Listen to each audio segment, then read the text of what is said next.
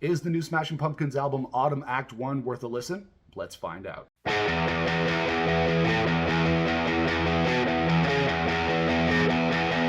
Hey everybody, it's Nick here with the Rock Squad channel. Welcome back to my rock album review for the brand new album from the Smashing Pumpkins. It's called Autumn Act 1. Autumn? I think it's Autumn. Autumn Act 1 is the first of 3 parts of an epic rock opera that the Smashing Pumpkins are releasing over the next couple of months. The first part just came out this week. The second part comes out in January. And then the third part and the entire package, including 10 additional songs on vinyl, comes out in April. And this is kind of a spiritual successor to the Smashing Pumpkins' other great double albums. You know Billy Corgan, he loves his double albums. And this one's a spiritual successor to Melancholy and Infinite Sadness from 1995, as well as Machina 2, The Friends and Enemies of Modern Music in 2000. And Billy Corgan's been doing a podcast about this album as well called 33, where he's been breaking down and introducing a new song every week on his podcast, which is really, really cool. And this also has a theme running through it. There's a character on all 3 of these records that continues through it. So they're kind of like, spiritual records, sister records to each other. Melancholy and Infinite Sadness back in 1995 had the character Zero, and that turned into Glass on Machina 2. And then this new character, or the same character under a different name, his name on Autumn Act 1 is Shiny. So, of course, this is Smashing Pumpkins. It's Billy Corgan. It's got to be epic. It's got to have a character. It's got to have the theme. Directly, this is the follow-up to 2020's Sear, which is a record that I enjoyed. It's another long record. I think there's, 20-something songs on Sear, which is, still not very short for any of the Smashing Pumpkins records. It's a record that I enjoyed a little bit. I didn't love it. It had a lot of synths on it, not quite enough of guitars, but it was the first or second record after Shiny and Oh So Bright that featured the return of original Smashing Pumpkins members James Iha and Jimmy Chamberlin. So this is the follow-up to 2020 Sear, which is a record that I did love. I liked it. It had a bunch of really good songs on it, but I didn't love it overall. But, I'm thinking with this new record, Autumn Act 1, and the entire thing, the entire 3-part rock opera, as long as we can avoid the debacle that was Tear Garden by Kaleidoscope that happened about 10 years ago, which was like a 40-song project that Billy Corgan tried to do that he abandoned halfway. As long as we can avoid the debacle of Tear Garden by Kaleidoscope, I think we're okay. And I'm happy to say that after a couple of listens and a couple of doubts about myself and the Smashing Pumpkins, I'm happy to say that I do like this new record, Autumn Act 1. All right, so I'm going to get into a couple of things I liked about the record, a couple of things I didn't like about the record.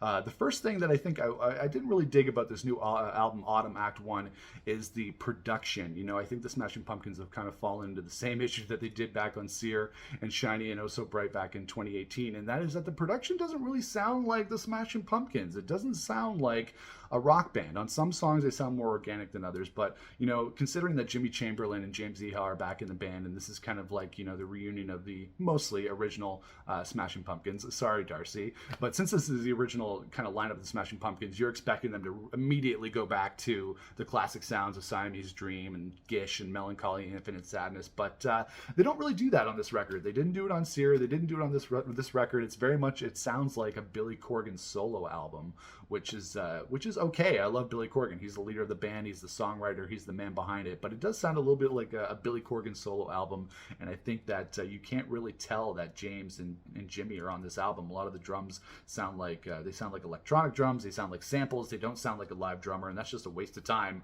when you have a drummer as awesome as Jimmy Chamberlin behind the kit. Another thing that's continued on this record, which is something that I didn't really like on Sear, is the continuation of these really cheesy sounding synthesizers. I know it's 2022. A lot of bands, most bands, use synthesizers and keyboards on their records, but there's just something really extra cheesy about the tones and the pads and the synth sounds that Billy Corgan is using on this record. It makes it sound older than it is. It makes it sound less fresh because there's just something about these synth sounds that he's just relying so much on this record that it took me out of it a little bit. I wanted there to be more guitars. There is more once you listen to it. Once you get a little bit further into the record, there are more guitars, but I have to say, Billy Corgan really has to cut it with these cheesy synth sounds. One of the things I do really like on this record, which is one of the things I liked on Sear, was the addition of some female vocalists, Katie Cole and Sierra Swan. Katie Cole is on tour with the band right now.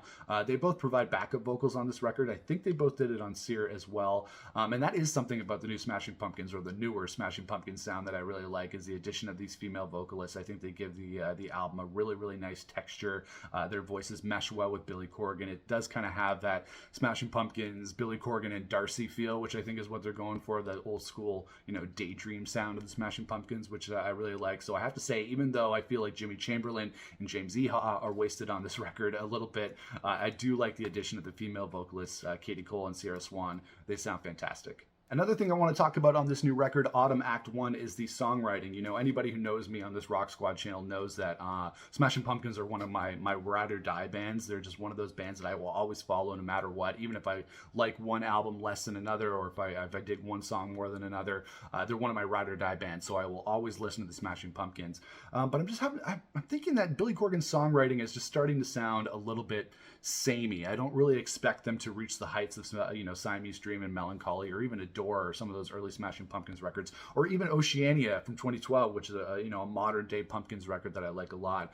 I just wish that the songs had a little bit more personality and a little bit more individuality. You know, the thing is with this album, Sear, an album that I do enjoy, by the time you get to the end of it, you're just worn out.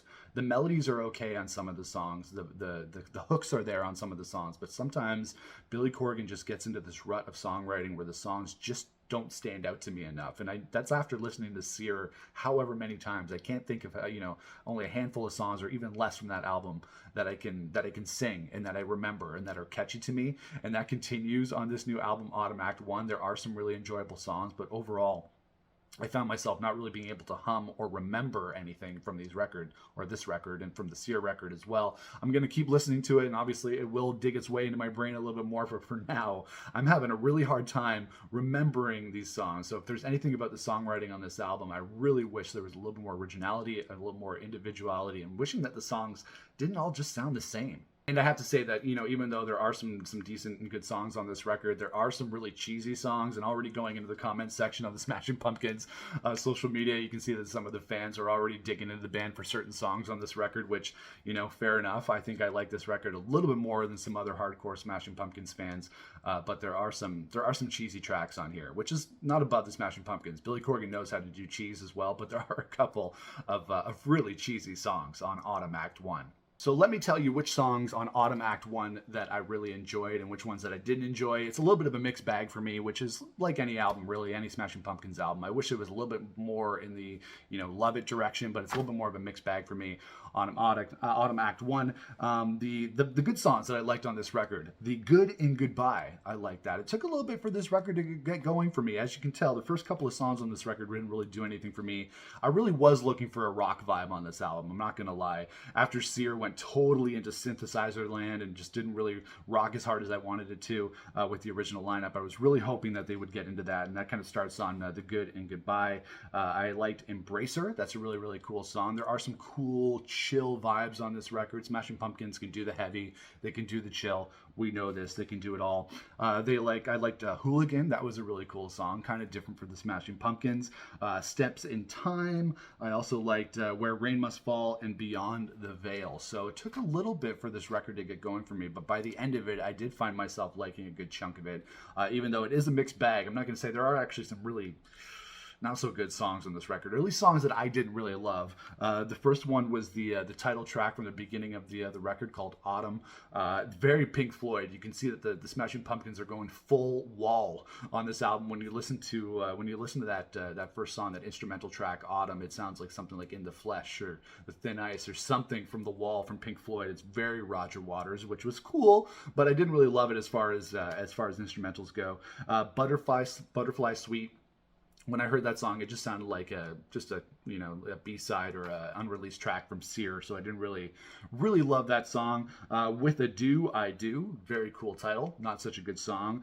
There's a song on this record called Hooray, which will be a very, very, very, very controversial song among Smashing Pumpkins fans.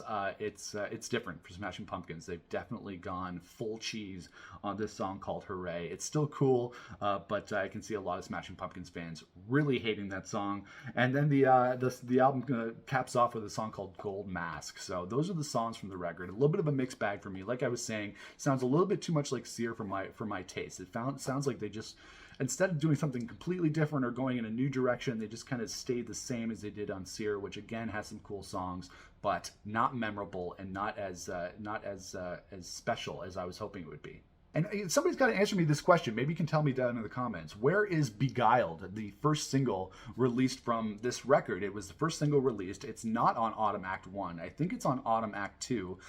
But, you know, this, when it comes to Smashing Pumpkins songs, Beguiled really gave me a good taste of what I wanted from this record. And I didn't quite see it in Autumn Act 1. But, you know, Beguiled has that incredible, great guitar riff, that chuggy guitar riff. And then it's got James Iha on it. It's got live drums from Jimmy Chamberlain. It's got Jeff Schroeder on there as well. It's a great rock track. Not really sure what the marketing decisions are behind that, making Beguiled the first single, but not putting it on Act 1. It's going to be on Act 2, which is kind of confusing to me. You'd think that the first single would be on the first release, but this is Billy Corgan. He's going to do what he wants to do. But I have to say, I was kind of disappointed that Beguiled isn't on Act 1 because it's a great Smashing Pumpkins track. All right, so those are my overall thoughts on the new album from Smashing Pumpkins called Autumn Act 1, the first of their three-part rock opera. Act 2 comes out in January. Act 3 comes out in April with 10 additional songs that are going to be on vinyl. So it's the Smashing Pumpkins we're talking about here. They're going to be epic as fuck. No matter what we do,